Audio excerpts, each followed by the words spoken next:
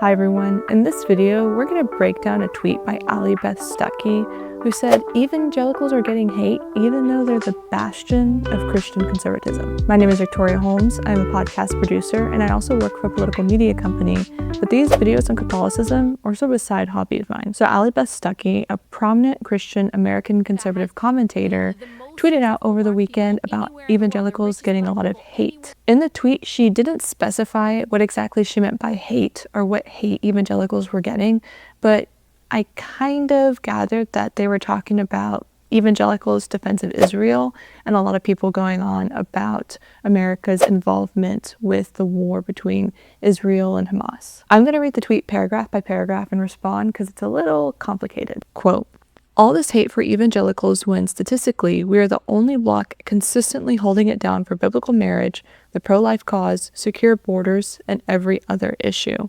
When she says that evangelicals are the only bloc consistently holding it down for biblical marriage, that's one point of contention. There's a difference between being the only bloc and the largest bloc. Many other denominations hold these same stances. Next, quote, "We are by far the most conservative and united in every political, cultural, and moral area. This is not statistically contested. Without the strength and cohesion of this group, conservatives lose everything. Consequently, the country loses everything. Not an exaggeration." Saying that they are the most conservative and united in every political, cultural, and moral issue is interesting. Let's just take one example. Evangelicals believe in contraception. That's not being the most conservative on that one issue alone. According to a report titled Countering Conventional Wisdom, Religion and Contraceptive Use, more than 4 in 10 evangelicals rely on male or female sterilization, a figure that is higher than among other religious groups. Now, yes, there are Catholic women who do use contraception, but that's not in line with Catholic teaching. She goes on to say, "So ask yourself, why would someone want to divide, destroy, and demoralize this stalwart group? The answer is obvious if the person is progressive, but it becomes a bit murky when the people targeting this group are on the right? Something to ponder." I'm going to be honest, I don't know exactly what she means by that last paragraph.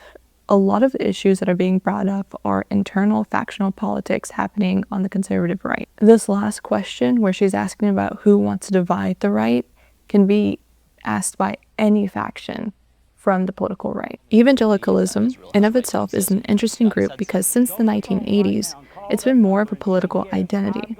Historically, it meant a personal relationship with Jesus, which is, as a Catholic critiquing Stuckey's claims in the tweet, I hold issue with. Just because a Catholic doesn't practice Catholic doctrine doesn't make the Catholic doctrine untrue. A lot of people are Catholic in name only, and they grew up with religion, so when a survey may ask what religion you identify with, they may say Catholic just because they still go to church on Easter Sunday or Christmas to make their parents happy. Evangelicalism seems to be fractured and fracturing even more. Most of us can feel this. We look around at the church, we see all these divisions. As for evangelicalism, it seems as if a personal relationship with Jesus can leave a lot of their belief systems open to interpretation.